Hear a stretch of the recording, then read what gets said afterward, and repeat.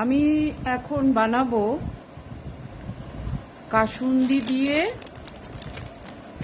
ছাতু পুরি, আম কাসুন্দি দিয়ে ছাতু পুরি। তার জন্যে প্রথমে ছাতুটাকে ভালো করে মাখতে হবে, এটাই হচ্ছে সবচেয়ে বড় কাজ। আমি একটু বেশি করে মাখি, মেখে ফ্রিজে রেখে দিই।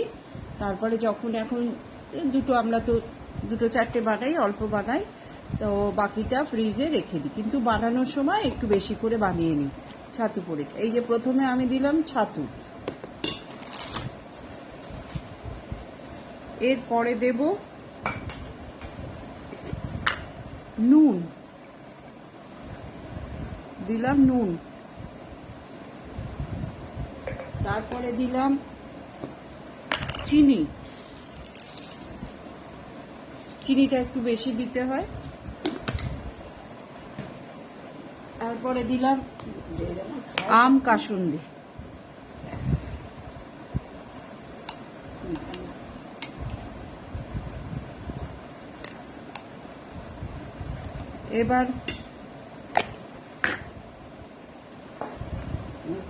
এবার দেব একটু কাঁচা সর্ষের তেল,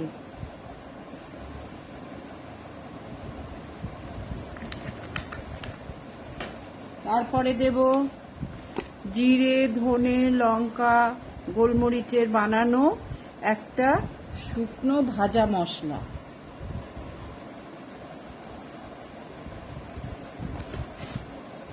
এরপরে দেব একটু আদা, আমি একটু ঘষে দেব।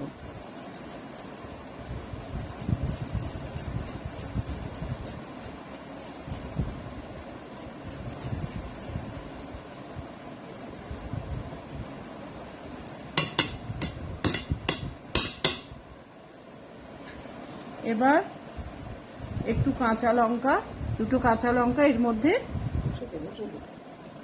মেখে দেব, তার মধ্যে লাগবে আর একটু জল, বাস। এবার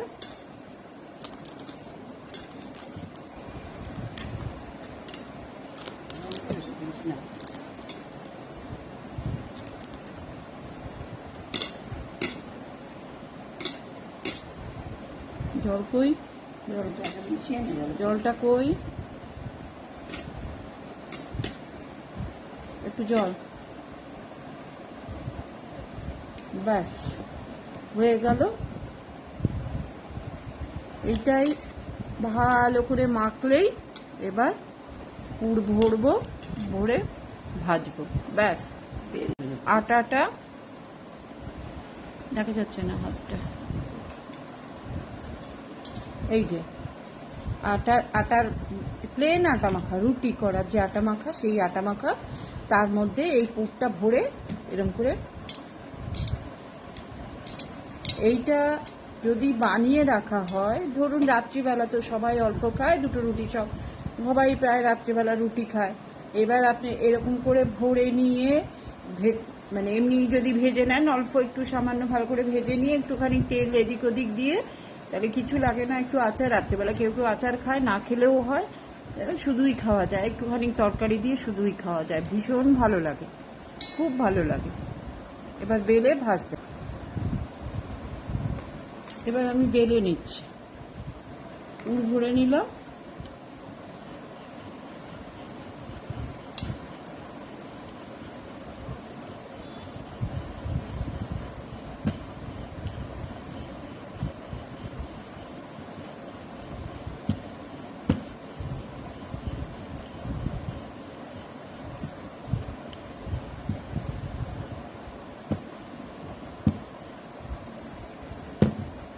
এই যে দেখুন, এবার এটাকে আমি একটু ভেজে নেবো, সেই জাস্ট রুটির মতো ভাজবো, ভেজে সামান্য একটু তেল দিয়ে এদিকে।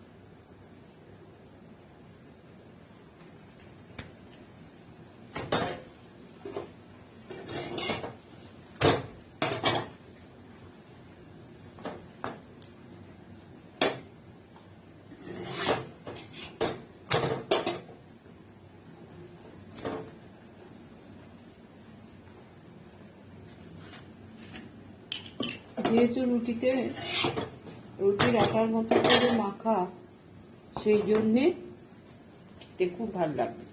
মচমচে হবে না, নরম নরম। সামান্য একটু তেল দিয়ে ভালো করে ভাজা হয়ে গেলে সামান্য একটু তেল দিয়ে জাস্ট এদিক ওদিক একটু ভেজে নিতে হবে অল্প তেলে।